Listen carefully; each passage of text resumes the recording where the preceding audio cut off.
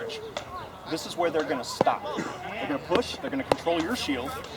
They're not going to try to go much further. So by giving a little bit of range out, I can hear from here. right? I can hear just perfectly from here. But look at the advantage that he has with his weapon that far back versus if he's squared up. Now I can manipulate his sword, which is what he was talking about earlier. Now I can manipulate it. When he's turned and that's back and his sword is cocked, then I can't really manipulate his sword unless I take myself out of an offense and by putting my sword on his, which at that point defeats my offense as well. It's like I said, those are when you do those shot pins, it's mostly effective. I guess I should have said this earlier. It's really effective against range shooters. You get guys like Leotov that like to snipe. So I'm coming back here, and you're like, oh yeah, I'm out of range. And he pops up and throws a face shot. Long monkey arms, long sword you weren't paying attention to. So the idea of throwing that first shot yourself is you're forcing them to try to block. You're hoping to try to get a sword pin, or you're throwing them off their game. Right? 'Cause they're getting ready. They're not used to a guy maybe who's aggressively attacking them.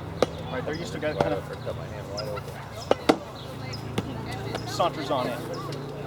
So the explosive assault has a benefit where, you know, boom. And notice, as a lefty, I've thrown my shield this way because most of his attacks are coming this way. Right? I have eliminated almost everything he throws unless he leaves. If he throws offside, I can still sword break. You on the ground, actually the camera can see this too, you on the ground, those are your options, right? Shield's here, you've got to get around me this side, and you've got to get around me this side. What's your main tool? Make the shield be where you want it. Right? Everyone kind of catch what he did there? You want to get that shield in, like I said, pin it to me. Now I can't move my shield. And now it's, what am I going to do, what am I going to do? This is the ultimate thing that's going to win you that fight, or lose you that fight. If you lose control of your shield, your opponent then can put that shield wherever he wants. Comes in, I can pin it down,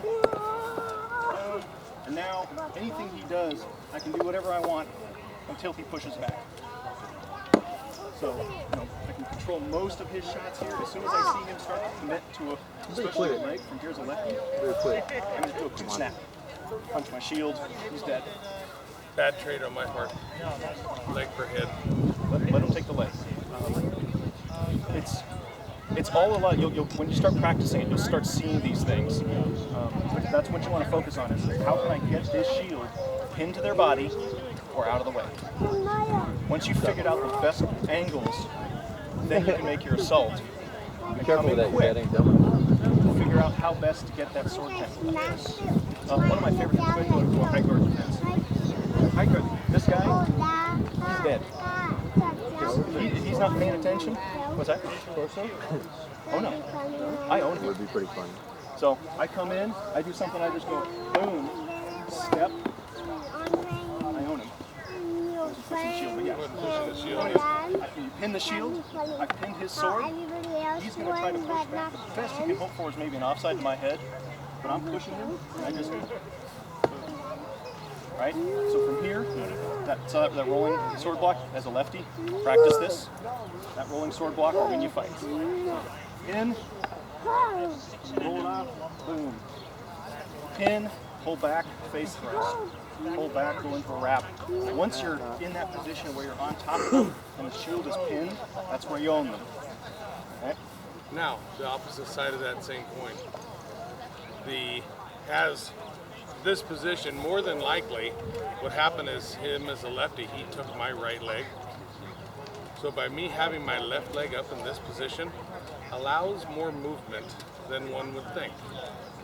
So as he comes in for that, right, and pins me back here, I have the option of now gaining ground. I'm adjusting the mesh. Right? So far too often this isn't used. The leg that is hit has to stay on the ground. The other leg can come up on your foot this way. Okay? Which is one of those things that's not widely, not a lot of people use. but it creates a lot of movement on your knees. It goes hand in hand with you stay rocked back initially if you're fighting on your heels, and you stay back and you let them come in and pop up, and you get up and over their shield when they're not expecting. It's all about, this game is very much about rock, paper, scissors, right? On your knees, you do not want to have the mindset that you've already lost that fight, like I said in the beginning. Right? As even righty on lefty, or righty on righty, when you're coming in, you're like, okay, what can I do? He probably took this leg instead. So he's got that, you know he's got that mobility. His mobility is going to control the fight. So you throw something, maybe try to pin initially, try to get in close. So now the question is, from here, what can you do? You can try to throw the offside. You can try to do the roll block into something. Push the shield, that kind of thing. Try to open him up. You on the ground, what are you thinking? What shots can I do? Can I pin his shield into him? Can I take your heater and move it just a little bit, catch mine, and spin me totally open? It doesn't take a lot of effort in the melee, or in the push, to do that. Especially when you get guys with the, guys and ladies with the tiny little shields. That little thing right there can easily go, whoop, whoop, and now you're right exactly where you want. Hook that shield wide open. Do not be afraid to shield manipulate. One of the other aspects of what he just said is, in this position, what am I doing on my knees? When he came in and pushed on that shield, now I do have that mobility to be able to fall onto this leg. So as I feel the positive pressure on my shield pushing it, trying to pin my body, I just let it go. I let him push. Completely wrong. There's no way I can block that. The best hope I have is to just go ahead and let him push. Manipulate your body around your shield rather than your shield around your body, and just go with it. All right, so those were down. This is hers. Thank you, sir. Any questions? Do you have any recommendations for follow-up shots when you do hit the leg? Same as anything else. If you're throwing the leg, you should immediately be following up with, is their head open? Yeah. So I come back around for a head. So do you have any specifics that you like? Because that's my number one thing. I love to go for the leg. I love it. But unfortunately, I always end up hitting that leg, and I'll come across and there's a sword there, there's a shield there, or I just automatically back up because I just wanted the leg. So rule number one, keep swinging no matter what. Whether you're the one that got legged or you're the one that legged. Never stop swinging, right? Because he's backing up. Remember how I was talking about, when you come in on your legs and then you're just not happy with it, you want to get out? As you're retreating, you're exposed. Same thing happens when you make that initial leg shot. That person's dropping. If your initial reaction is to step back and, you're going to do one of these, right? You're all nice and tight, and boom, hit the leg, and you're all like, that person's going to take a shot as they drop into their knee. I've seen tournaments lost for that, right? Yes, you're being courteous. It's awesome to be courteous. But as a legged opponent, I expect every one of you to throw that shot going down. You never stop swinging, right? Throw that flat, throw that offside, throw something going down. Try their leg. They may be like, but as soon as you drop, you now see this wonderful angle that you didn't see before.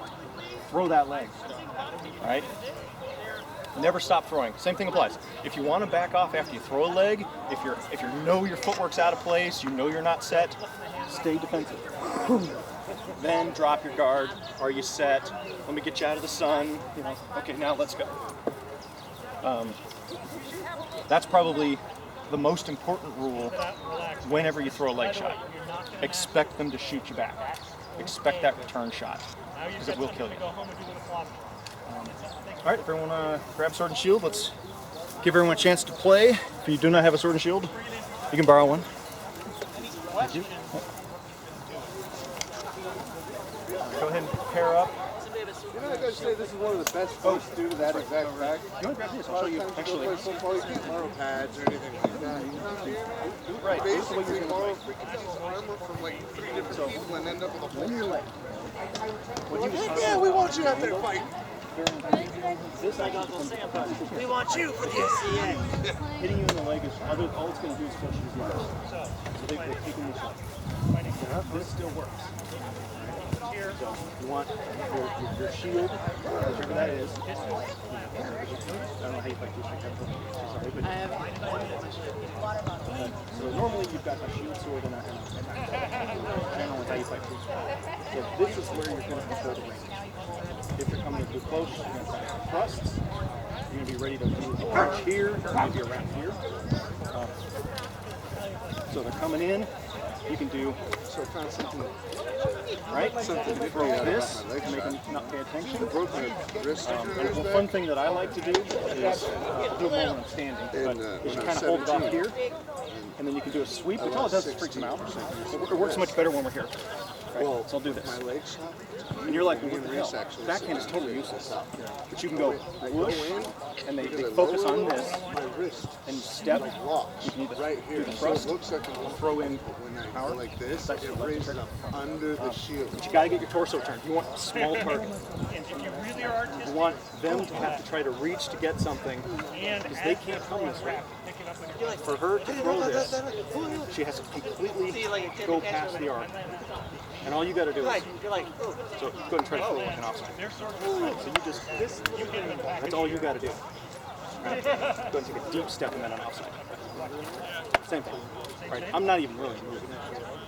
So, and then once you've done that, you've got control of the fight. She's now off balance off to the side. So coming this way is where you got trouble. So once your torso turned, force them to come in at you, and you can always block and then follow up. Keep the sword as best you can. Wraps are actually the best for this position because sword block, wrap. This never has to leave. So as a legged opponent, get this into the sword, wrap. If you're not throwing wraps, you're not lefty. And longer swords too. These are good for.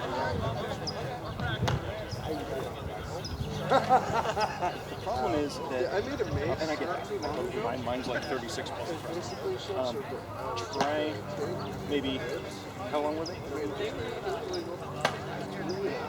So you're probably going to run into these that you have to get in close. And as a two-stick fighter, it's not a good fit. So with the two-stick, you really kind of have to play, get in, get out. When you're legged, it's going to be a real disadvantage. And then we checked it at the end of it. I can't snipe from here. I can't get her when she comes in. I can't get that leg shot when she's coming in. But once they're in, it's that quick block thrust. You've got almost no room that you have to touch. So that's your advantage with two-stick as a legged opponent. Attacking a legged opponent, it's a little tricky. If you guys want to go ahead and pair up and just real slow, right? No power, just do not knock each other's teeth out. Okay? If you guys want to go ahead and start trying, real slow, don't knock each other's teeth out. Just kind of get a feel for, talk to each other, step in, okay, what can I do? Show me what to do, that kind of thing. We'll work real quick and then I'll. So this is your sword arm right here. So let's standard classic on the ground. So again, from here, they're going to come in. You've got a sword block that's going to catch 90% of what they throw. For them to throw low, they have to really come in. And you can still, you have nowhere to go. They have to reach way down to get those low. So if you throw right from my hip, you don't have to do much. And now, way exposed, right? Anything. So you start coming this way, the sword and shield comes over, you throw the outside. Right? Totally exposed. So trust in this. If they thrust, kind of straight. Try to knock it good. And then get that. So actually go, you've already come all the way in. And this, with a good gauntlet, is really still do everything. And actually, you've got a little bit more play because you can feel the sheet. And you can do things like boom. So that'll be the best thing. Go ahead and get in guard. Is throws it flat, you block. As she's retreating, you punch into the shield, drop, throw. And you want that all to be just immediate. Her sword's still recovering. Like you blocked, head snap. drawn, And then right punched. here you just have that turn. And with center bosses, you're going to get them. There you go. Right? 'Cause you can control it. Keep that elbow a little different. There you go. The only time I even extend my arm out is with the wrap. So I don't know. You've been fighting on your knees now. That breaks Then all three. That's called a hand shift. Oh, no. Whatever you're doing. My bad. Definitely. Yeah, I put my sword right here and it broke it. Don't be afraid to want a little bit of a punch on those kind of places when you're sword blocking. Normally, you know, there's a sword block. A little bit of a punch into it. Yeah. Absorb the impact. And then people hit or they'll put it on the helmet and they'll hit that power generation on.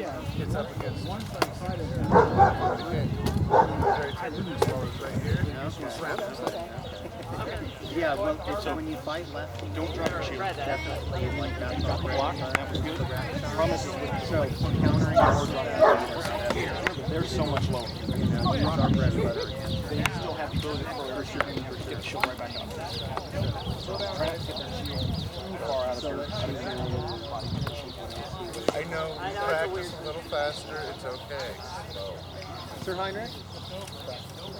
So we did the shield press and the sword trap. What's the next thing that we do beyond the shield press? Okay. So, angle. Sword trap. Your shield's going to push his in. Get your other feet. You're almost. You're going to almost get you squared up there. You want to get right on his 45. Right, I'm half. I'm not This up is here. where that angle is. Look, technically, I know you can make it 45 here.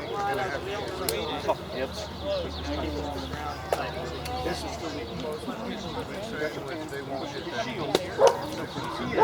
that's when Well, I got more than I've almost dropped it a couple times. But I'm gonna take your shield, it's a little water jug, and I just do your wraps. Wraps are ultimately the best shot you can have. Right? You gotta do a flat. That's what we were talking about. He's saying that he's having a so I'm problem gonna add more with power, keeping enough power in his wrap. You're saying Oh. you wrap guys. I'll show you how to throw a wrap. You're holding the bowl suit. I made it. Here's when the camera can see it, so we're going to teach you how to throw a wrap. Alright, so you're serving a bowl suit. That's how you throw a flat suit. You're serving a bowl suit. Alright. Well, it's just the basics, right? Serving a bowl suit. So a wrap is serving your bowl suit. Oh, I don't like it. All you want is that thumb. Just take your thumb and roll it over. That's why I do. Feel it. Real slow. Throw flat. Nice and level. And then right about at the point where you turn, this changes depending on how you're throwing it flat. Right? If you want a nice shallow wrap, you're going to throw it early. If you want a deep wrap, you're throwing it late. They're broken. Thumb straight over. Watch the blade. The blade should never change angle. Right? This sword throws I wanted to make bigger ones. flat plane, whole way. Right? I just threw a wrap. That blade should never leave that plane. Now, you're gonna change the plane, right? Because I may want to throw it up here. I may start here, roll it over a little bit to try to get it up over. But in general, that wrap, your basket should just roll with your hand. Does that make sense? Okay. I can Real slow and just feel that on the thumb. Feel your thumb roll right over. Focus on the blade in the basket. Keep the blade within about a 6-inch circle. Right? Allow it to wiggle a little because you're not totally perfect yet, but just keep it in that 6-inch circle as you're rolling your thumb over. And that's a perfect wrap. You're never going to throw your elbow out. You're never going to hurt your wrist because this is all normal mechanics. Right? You're not causing the blades. The big problem is hurting your wrists and having trouble. This is kinetic energy. Right? The sword wants to continue in this angle. If you turn your wrist wrong, I'm now torquing that sword out of its angle and making it curve up and over. Right? That is exerting extra energy on your wrist to make it bend. It wants to go this way. That's your centrifugal force. Right? That's your inertia. You're not causing it to go this way. So by controlling that wrist roll, that sword never leaves its inertial zone, and it just smoothly rolls right through. Will that work on a sword with triggers instead of a wrist wrap? It will. Yeah. This, You can wrap. I'm just going to hold the sword more with just these two aggressively fingers. with the trigger. Just those two fingers. My pinkies are still way up here. So, same. That does not change. All these fingers really do at the end is give you a little bit of snap at the end. Roll, roll, roll, snap. I have a war sword that has a trigger on it, and when I'm coming through with the wrap, not completely, but I'm almost letting go with my hand because I'm just letting the sword continue on. You know, I mean, I still got the finger in the trigger, but it almost feels like I've let go of the wrap. I ask because I have two of these of my own, and they're both set up with triggers. I don't like the wrist wraps. It tends to get tangled. So I'm going to work on that. Think about that as you're throwing. Just smooth roll. That sword just should never leave that circle. All right. And one of the other things I was going to show you too is with the, you know, your normal. Thank you, Sir Heinrich. When you know your normal hip movement that you're doing with a snap. Yeah. Okay, well, when you're here, okay, and you're about to turn it over, hips snap back. So I go forward, back, okay, and that's where you're going to generate a lot of your power, is that back snap. So as I'm here, as I'm throwing, snap that hip back. Snap. I don't know if you can see where I'm going forward, snap, back. So you're still getting your hip power, your leg power into the wrap shot.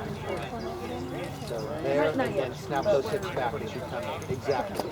And like with the shield out here, it's like a perfect spot to kind of work on this. And you'll get that hip swing back in there, and you'll get a lot of power out of it that way too. So if you're just going straight and then there's no hip and you're just following through, you're not going to get as much power. So that would be why you guys are using